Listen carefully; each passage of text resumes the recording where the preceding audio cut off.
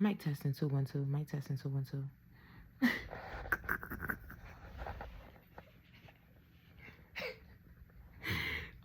Yes, so this is just a little story.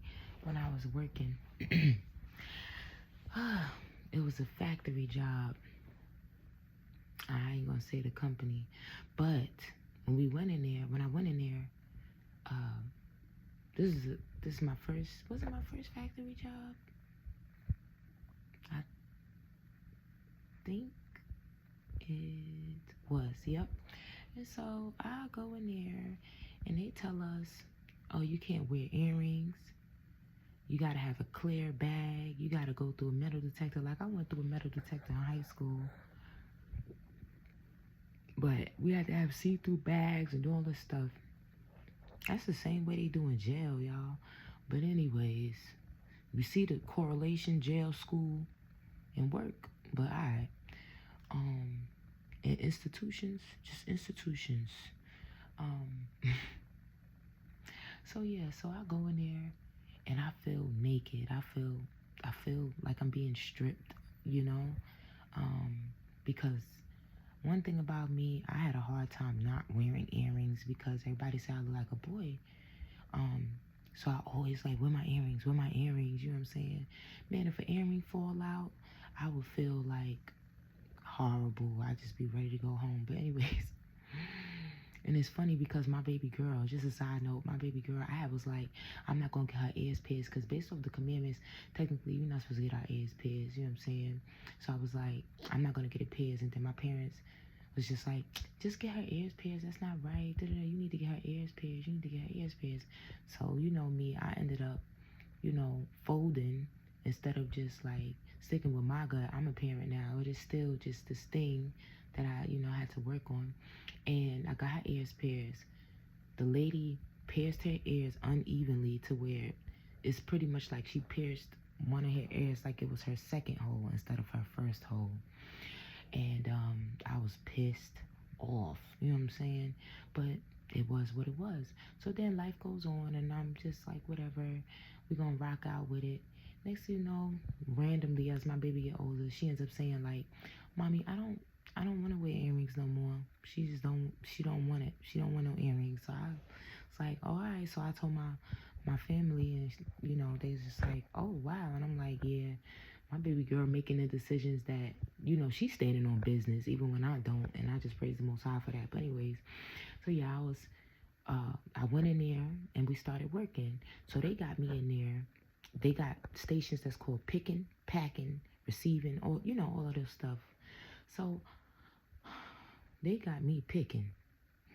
I loved packing. When they had me packing, I was fine tossing them boxes. I was like, it was just nothing. But when they switched me to picking, and they had these little rolls, and we had to go to each one and look at the number on our scanner, match it up to the one, and put it in the tote for the order that's going to be delivered, online order or whatever. Man, I'm in there. I'm trying to do my thing. Get the bag. Get your bag. Get your bag. You know what I'm saying? Next thing you know, I'm like, the shelves is tiny, and I got to go up, high and low. I'm leaned over, my back. You know what I'm saying? Leaned over, trying to pick stuff up. Up and down, bending my back over, bending my back over, bending my back over. Trying to do it before, lunch or whatever. Gotta make production before lunch. Or we might have to work overtime. You know what I'm saying? So I'm like, so while I'm doing that, all of a sudden, the Most High comes over me. I'm gonna stop saying something because the Most High is within me. The Most High came over me. And I said, y'all, I screamed it out. Y'all, they got us in here picking and cotton. Everybody was like, yo, and they started laughing. Everybody was laughing. I was like, no, that ass, they got us picking cotton. I was laughing too. I was like, I can't believe this. I felt like I was in the Twilight Zone. Went home the next day. I wake up and my knee is swollen to the point where when I get up out the bed, I just fall to the ground. Wow. You know what I'm saying? So I call a job. Listen, the job ain't my master, but this is me explaining it. And I don't know the way my brain works. Master, my knee messed up. I can't make it into work today. I can't do it. I can't. It was like, are you sure? You think you want to go get it checked out and then you can come in later? I was like, no, master, I don't even think I could do it. It's like, it's okay. You could just go ahead and come back and, get your doctor's note and come back. I said, I don't think I could come back. I can't. I can't do it. So like those plant jobs, they ain't no joke. That when you work a plant job, that reminds you more so of slavery. Like, I'm sorry, it just does. You know what I'm saying? And just is what it is. Like, I worked all these other jobs. I was good. You know what I'm saying? It's just them plant jobs trying to make it just brings it to the light on what the reality of working for these people are. Just like that video, how they had us working to feed America, or whatever the case may be, and they called us migrants. But now they call these other people migrants, and they getting free this, free that. But why, when we was the migrants, we ain't get that? It was some white people that was migrants too. Why they ain't get that? Well, they got it, shoot. They got it. But yeah, why we ain't getting that? Why we ain't get that treatment? That just goes to show that our Elohim holds us to a whole nother standard than everybody else. It's just like, okay, you see one little boy in class, you know what I'm saying? He may draw on the table, right? And doesn't really get in trouble for it. But then this other little boy that's really, really smart, that's always, telling everybody to do the right thing and this, that, and the third, he draws on the table and he gets in like massive trouble. It's because the Most High holds us to a higher standard than the other nations, than the other people, because we are his children. He chastises us as his children, and we need not to grow weary of it. Like, I ain't gonna lie. It's funny that we say that. Anyways, I was dancing in the spirit all night long, talking to the Most High, dancing, doing my thing, you feel me? Just, right?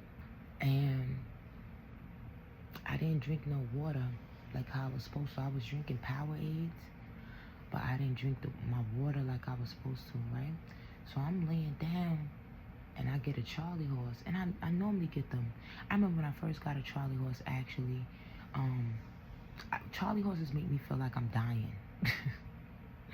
So I got the Charlie horse in the middle of the night, and I'm like, oh my gosh, because it's, the walls is paper thin, so screaming and all of that stuff is, it's just embarrassing knowing that people hear you. But honey, oh man, I woke up. I was like, oh, and I'm screaming. That was like, bump that. Ehyeh, oh, help me. So while I'm screaming out, he telling me, get the salt. He telling me, get the salt, get the vinegar. He telling me what to get, drink the water. I had to drink like 4 bottles of water, bust it back. Oh, you scared me, girl. Drink like 4, good morning, baby. Good morning. Come here, sugar jokers. So I had to drink like 4 bottles of water in order to just get right. Then next thing you know, it went away, and I'm just praising the Most High, like, ooh, thank you. So then it started coming back again, but it was light. It was a light feeling, and I was like, Ehyeh, please. He was like, go do something about it before it gets worse. I was like, oh, okay. Let me go do exactly the same thing. Do what you did before. Do what I tell you to do. Do it again. You know what I'm saying? So I did it again. Let's do it again. Hi. Oh, this your baby. Oh, this is your baby. This is your mommy, baby. Shabbat shalom. Shabbat shalom, pudding. Shabbat shalom. You want to say hello to the people? Yeah, my baby. All right, y'all. Well, later. It's over now.